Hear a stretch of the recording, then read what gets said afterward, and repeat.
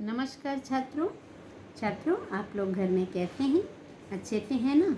अच्छे से पढ़ाई लिखाई भी कर रहे हैं और प्रसन्न भी हैं, आनंदपूर्वक हैं और अपने काम को पूरा करते हुए आगे बढ़ रहे हैं।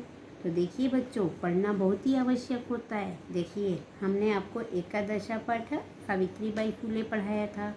जैसे कि सावित्रीबाई फुले पढ़ने पे बहुत ही जोर दिया है। पढ़ाई लिखाई करना बहुत ही आवश्यक है, क्योंकि तभी हम यश को प्राप्त करते हैं, अपना जीवन सुखमय बना सकते हैं। तो जो सावित्रीबाई फुले हैं, उन्होंने कन्याओं के लिए विशेष योगदान है उनको पढ़ाने लिखाने के लिए आगे करने में। तो देखिए, मैं आपको पहले संक्षिप्त कुछ बता देती हूँ। जैसे देखिए, शिक्षा हमारा अधिकार है। हमारे समाज के कई समुदायों को जो लंबे समय तक इससे वंचित रहे, इस अधिकार को पाने के लिए लंबा संघर्ष करना पड़ा। इसकी प्राप्ति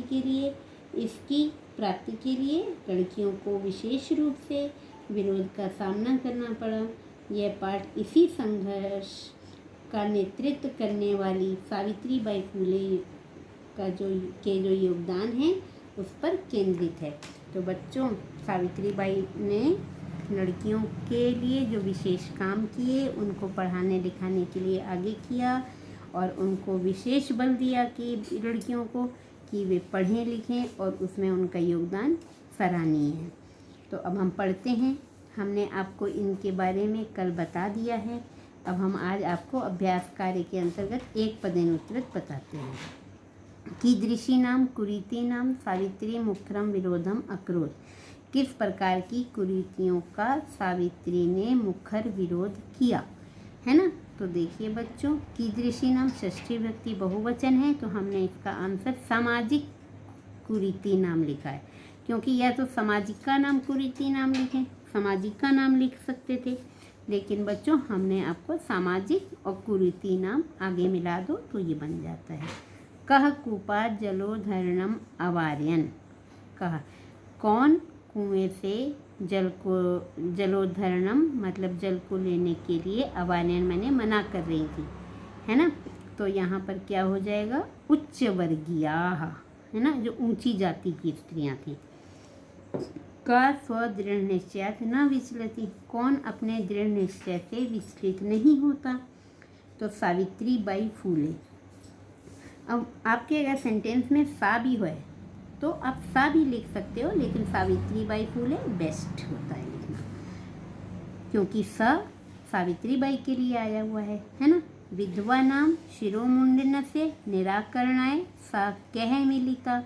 विधवाओं के सिर के मुंडन के निराकरण के लिए वह किन से मिली, है ना? कह तृतीय विभक्ति बहुवचन है। अब वो नाइयों से मिली थी, तो तृतीय विभक्ति बहुवचन क्या हो जाएगा? नापीतहि। ठीक है। स कासां कृते प्रदेश से प्रथमं विद्यालयम आरभत।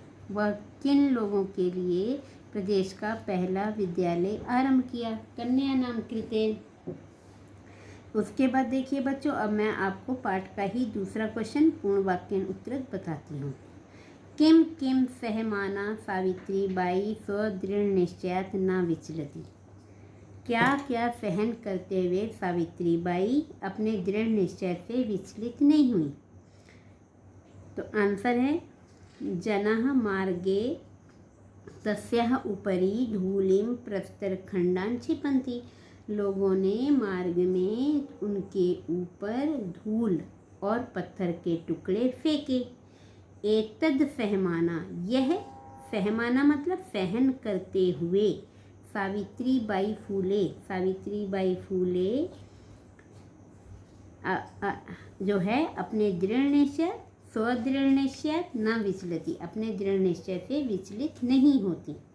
सेकंड है सावित्रीबाई फुले महोदयायाः पितरों नाम के मासिक। सावित्रीबाई फुले महोदय के माता पिता का क्या नाम था? पितृ होना षष्ठी विभक्ति द्विवचन है, तो पितरों में माता पिता दोनों वर्ड आ गए, इसलिए हमने यहाँ लिखा है सावित्रीबाई फुले महोदयायाः पितुः नाम खंडोजी।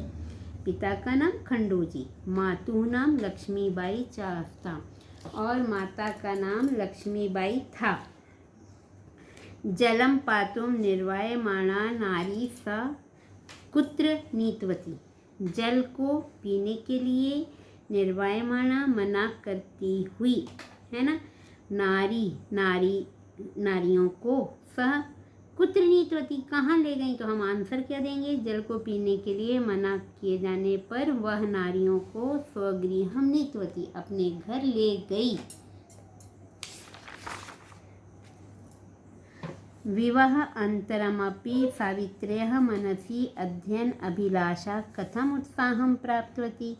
विवाह के बाद भी सावित्र्यः मनसि सावित्री के मन में अध्ययन की अभिलाषा कैसे उत्साह को प्राप्त होती। तो हम क्या लिखेंगे, विवाह अंतरमपि सावित्र्यः मनसि एतदर्थम उत्साहं प्राप्तवती। विवाह के बाद भी सावित्री के मन में इस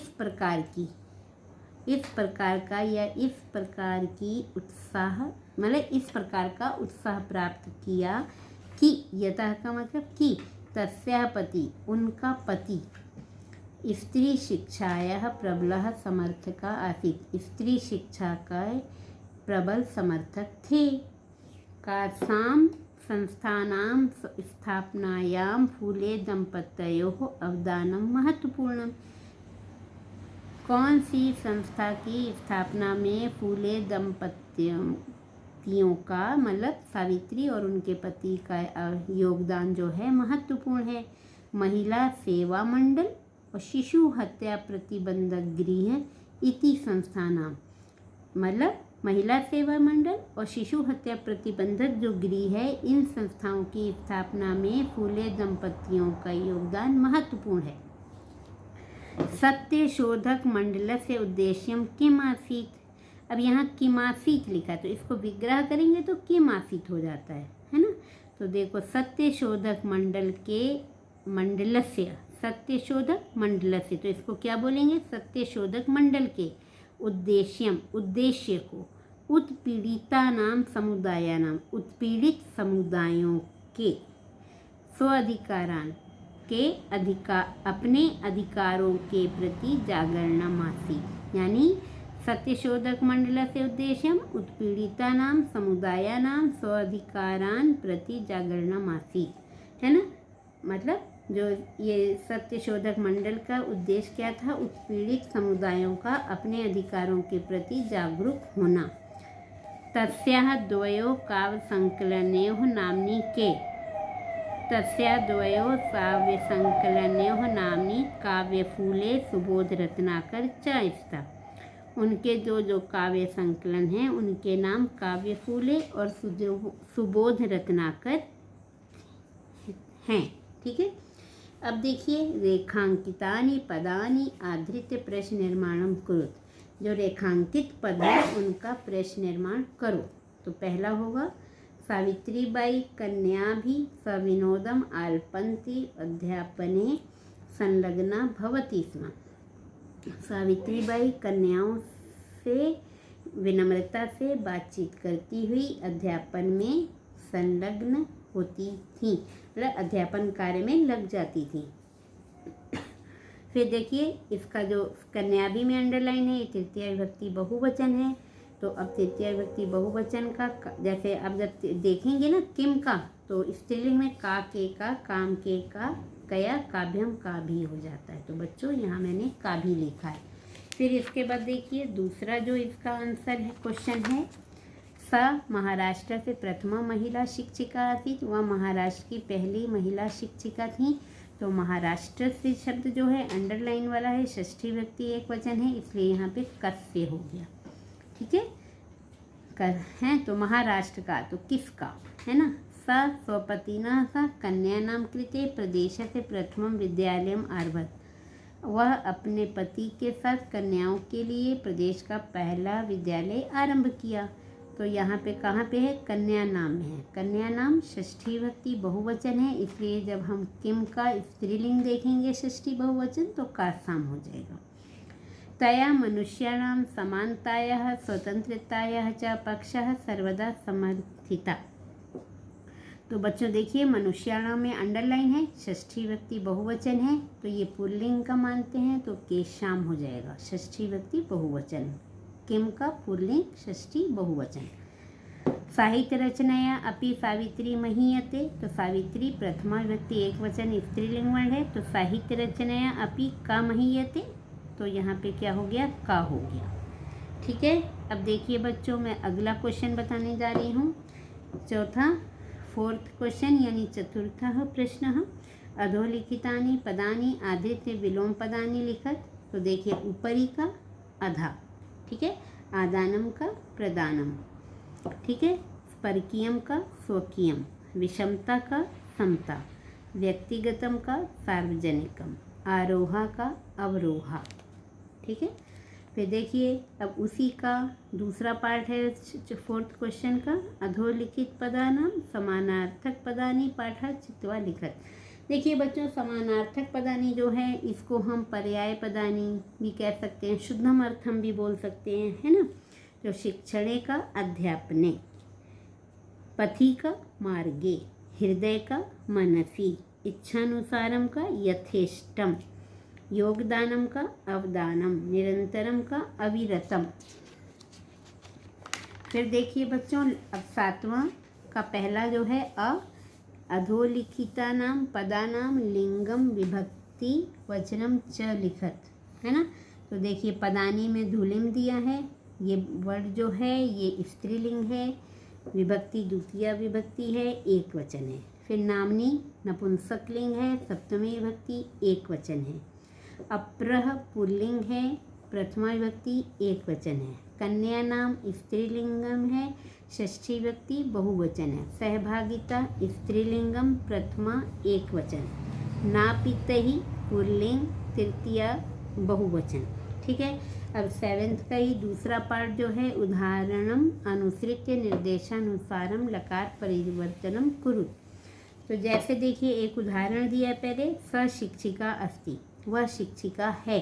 अब देखिए बच्चों यहाँ अस्ति लिखा है तो है ये लट लकार का है, अब इसको हमें लंग लकार में बदलना है। तो जब भी लकार परिवर्तन करते हैं ना तो केवल क्रिया में होता है, तो यहाँ पे क्रिया में लंग लकार एक प्रथम पुरुष एक वचन आसीत हो गया। स शिक्षिका आसीत, वह शिक्षिका थी। अब देखिए पहला जो दिया है इसका, स अध्यापने संलग्न भवती, वह अध्यापन में लग जाती है ना। तो भवती लट लकार प्रथम पुरुष एक वचन है, हमें लिट लकार में बदलना है तो भवती चेंज होगा तो भविष्यति हो जाएगा। वह अध्यापन कार्य में लगी होंगी, है ना, या लगेंगी भी बोल सकते हैं। फिर दूसरा है स 13 वर्ष कल्पासी, वह 13 वर्ष के हैं, तो लंग लकार में बदलना है तो अस्ति की जगह आसीत हो गया। स 13 वर्ष कल्पः आसीत, वह 13 वर्ष के थे। महिला तडागात जलम नयंती, महिला तालाब से जल लाती हैं। नयंती है, नयंती को लोट लकार में बदलना है तो क्या हो गया, लोट लकार प्रथम पुरुष बहुवचन नयंतु, महिला तालाब से जल लेकर आओ, ऐसा बोलेंगे। वयम प्रतिदिनम पाठम पठामा, हम सब प्रतिदिन पाठ को पढ़ते हैं, विधिलिंग लकार। वयम प्रतिदिनम पाठम पठेम, अब विधिलिंग लकार में बदलना है तो पठामा की जगह पठेम हो गया, तो वयम प्रतिदिनम पाठम पठेम। देखिए वयम के साथ उत्तम पुरुष यहाँ पे बहुवचन लगा है तो पठेम हो गया विधिलिंग लकार का, है ना। किम यूयम विद्यालयम गच्छत, क्या तुम सब विद्यालय जाते हो, तो लिट लकार बदलना है तो किम यूयम विद्यालयम गमिष्यत, क्या तुम सब विद्यालय जाओगे। ठीक है, ते बालकाः विद्यालयात् गृहं गच्छन्ति, तो वे बालक विद्यालय से घर जाते हैं, हमें लंग लकार बदलना है तो ते बालकाः विद्यालयात् गृहम् आगच्छन्, वे बालक विद्यालय से घर गए। अब देखो बच्चों आगच्छन है, गच्छन्ति जैसे बहुवचन है ना लट लकार, अब लंग लकार में आगच्छन प्रथम पुरुष बहुवचन है, क्यों लगा, क्योंकि ते बालकाः लिखा है, ते होता है तब भी आगच्छन लगता है, बालका होता है तब भी आगच्छन लगता है। तो इस प्रकार से ये आपके चैप्टर का अभ्यास कार्य पूरा होता है। आशा है बच्चों आपको समझ में आ गई होगी और अच्छे से आप समझ गए हैं। अगर समझ नहीं आए तो पूछ लीजिएगा। धन्यवाद।